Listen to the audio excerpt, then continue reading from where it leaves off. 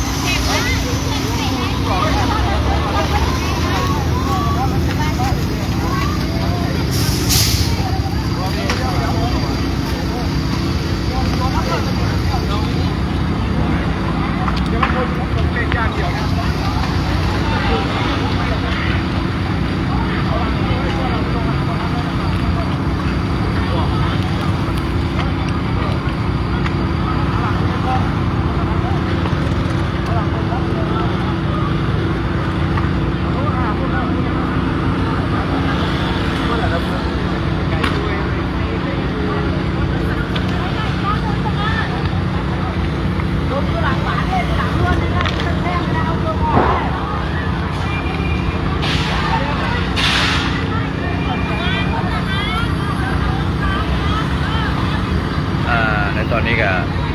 ไฟกำลังลุกแรงเลยเนาะบางส่วนเกี่ยวข้องกับกำลังบนน้ำกับบรรเทาเพลิง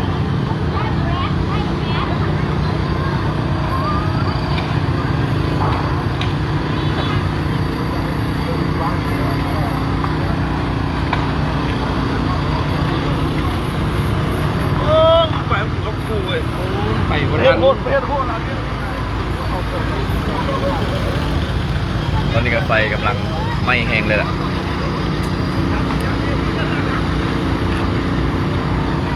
ดีแต่ว่ายังมีรถน้ำซอย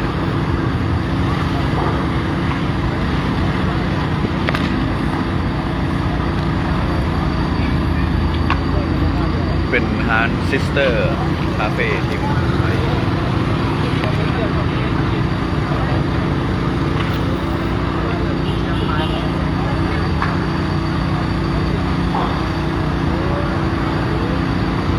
โทรหารถดับเพลิงแล้วแต่ว่ายังบ่ทันมาเถอะ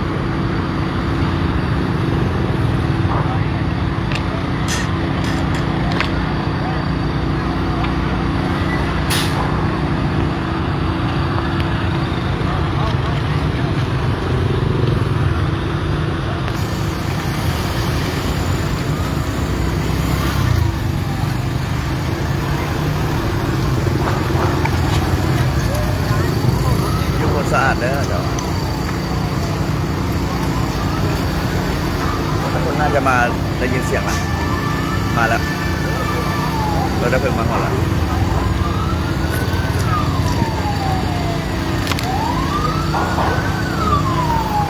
มาพอดี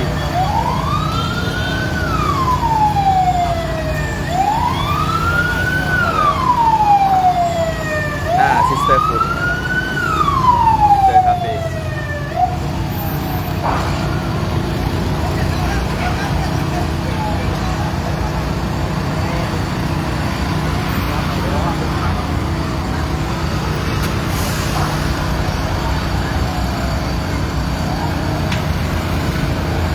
การสัญจรโซนนี้ก็สลบุญเนาะเพราะว่าใกล้โมงเลิกเวียกเลิกเงียน ริเวณนี้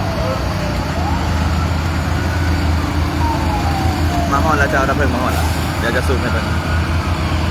มาแล้ว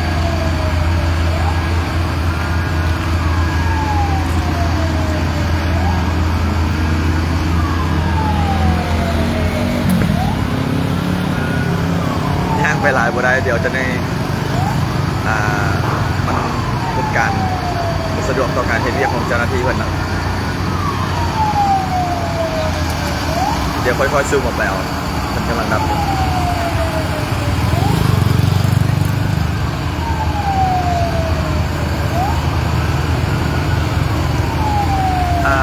ซิสเตอร์คาเฟ่นะซิสเตอร์ฟู้ด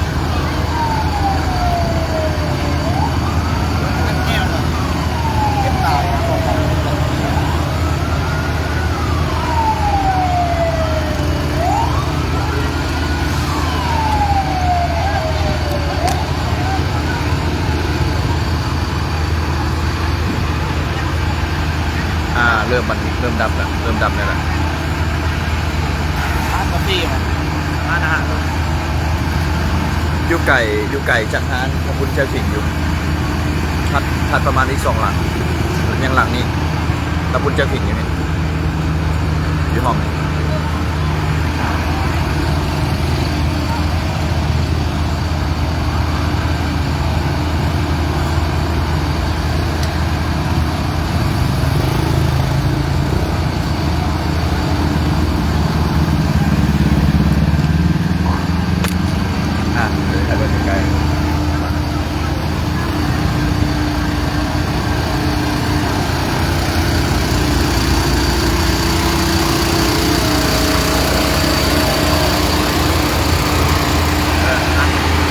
ข้างมิสเตอร์ตัว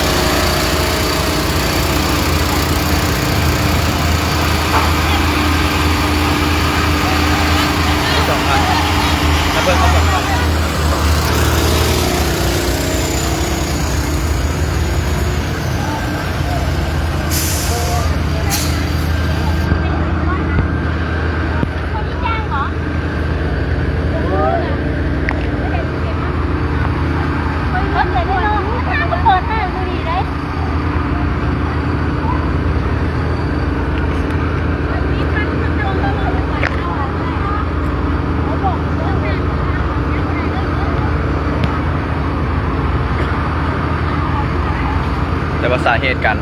เกิดไฟไหม้ยังบ่ทันรู้เรื่องนะเห็นแต่ว่ารู้แต่ว่ามีแปลวไฟไหม้ขึ้นกับแป๊บเดียว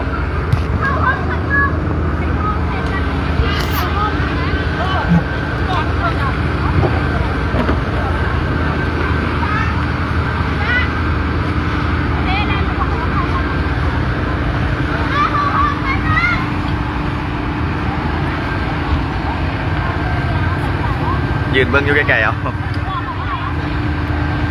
ตอนนี้การเริ่มติดเริ่มมาแล้วนะ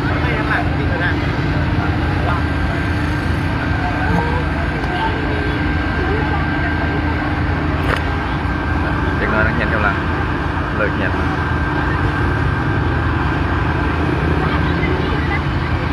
ตอนนี้เพิ่นกำลังโทรเอิ้นรถดับเพลิงมาเพิ่ม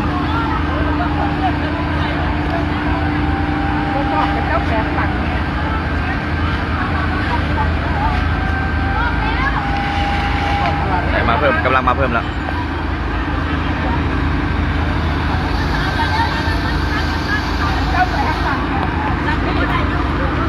เพิ่นกำลังเอิญเพราะว่าเอิญต้องไปดับข้างหลังจะของงาน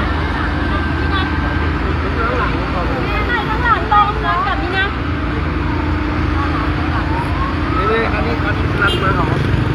รันมันเขาเรานี่เลยอันนี้ก็มาทั้งนี้เลยเอาไหนมาประมาณนี้ก็มาทั้ง2 ทาง มาอีก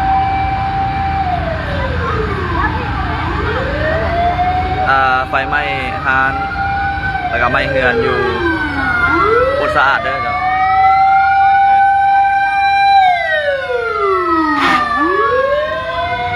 มาละนี่ไปดับข้างหลัง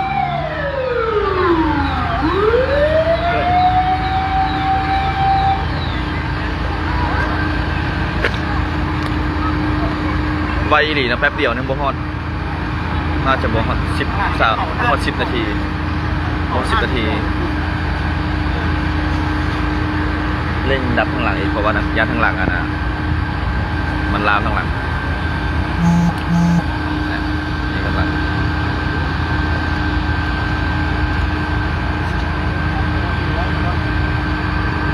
ส่วนละมุนกันเลยช่วงนี้เป็นช่วงที่ใกล้ๆเลิกเวียกเลิกการเลิกเฮียนแดง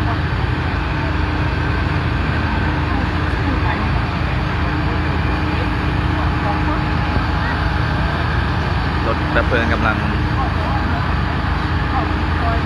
งมาเพิ่มเนาะ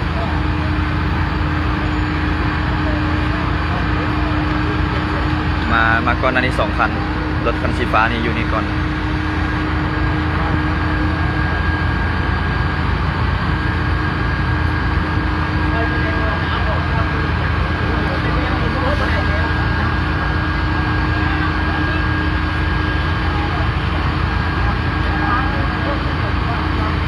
ข้างหน้านี้น่าจะเริ่มควบคุมได้แล้วนะข้างหน้า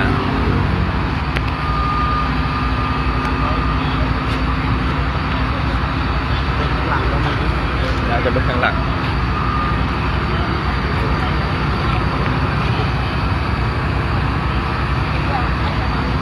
เริ่มติดเริ่ม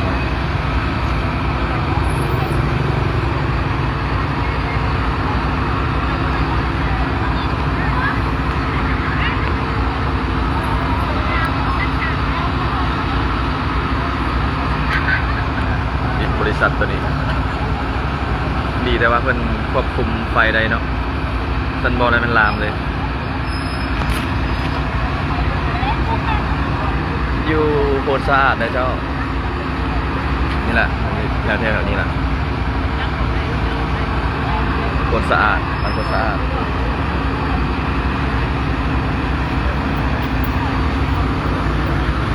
รถเริ่มติดแล้ว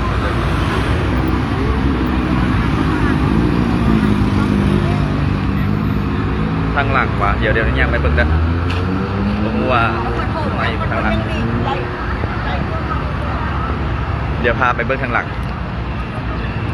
คานาซิสเตอร์คาเฟ่ไม่บนทางหลังฮะ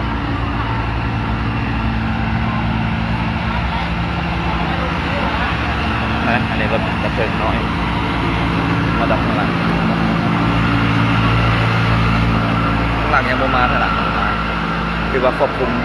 ไฟทางหน้าได้แหละ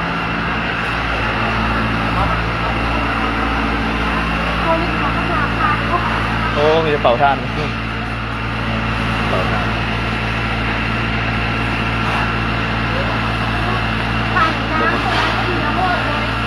มีแต่เป่าท่านแบบนั้นเลย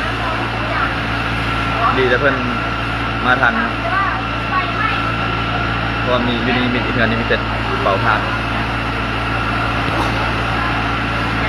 สาเหตุยังบ่ทันรู้เด้อเจ้าต้องถ้าเจ้าหน้าที่เพิ่นมาตรวจสอบก่อนนี่ทางหลังเด้อเนาะมาให้เพิ่น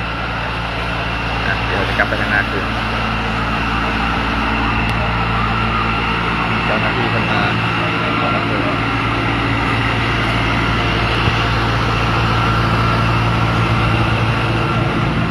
สาเหตุถ้าติดตามข่าวอีกห้องนึงนะส่วนสาเหตุ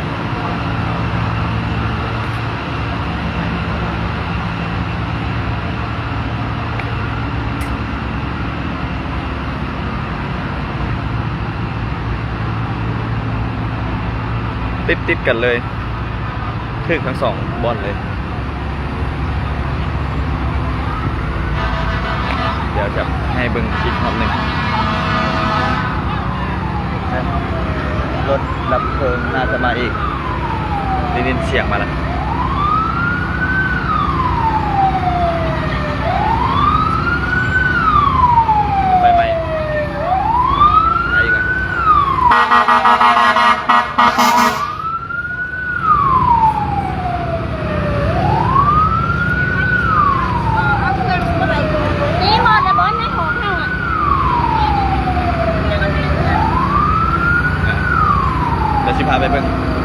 เอาไม้มาใส่เลย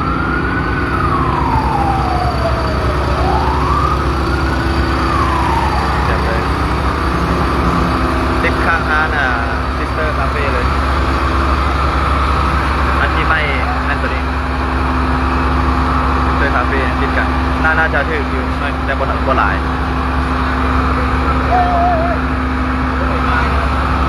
วี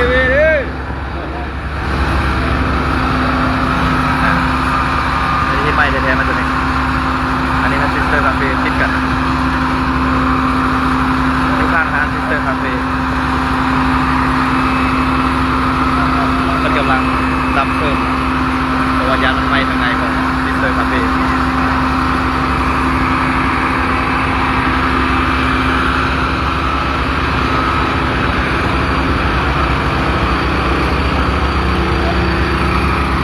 เริ่มคิวควันหลายไม่ติดบริษัทตัวนี้เนาะติดกันแต่ว่าโบฮอดต้องควบคุมไปได้ก่อนติดบริษัทตัวนี้ข้างดีเลย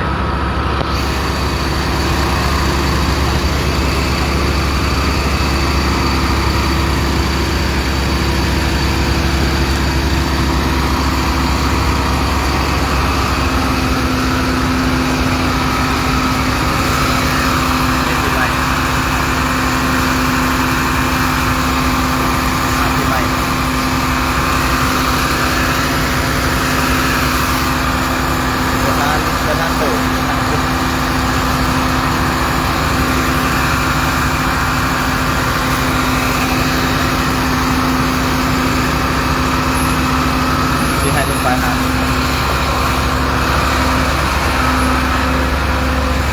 ตัวนี้ไม่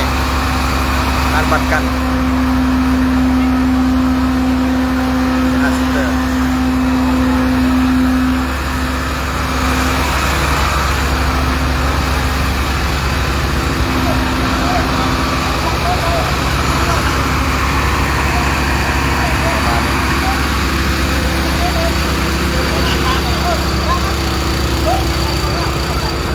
คาดว่าอีกคนเพื่อนกันน่าจะควบคุมไฟได้เนาะอันนี้บรรยากาศอ้อมหอมรถเริ่มติดแล้วเนาะตอนนี้เพราะว่าตอนนี้ก็เวลาประมาณเกือบ4 โมงครึ่ง4 โมงปลายเริ่มติดแล้วเพราะว่านักเรียนกันเลย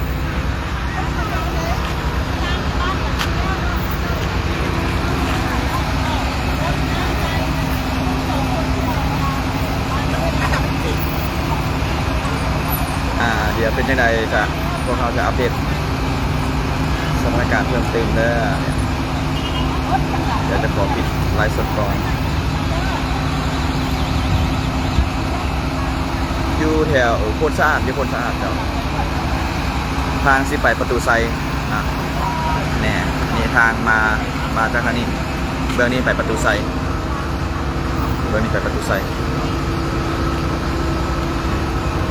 ใกล้ๆกับราคาตัวนี้ใกล้ๆกัน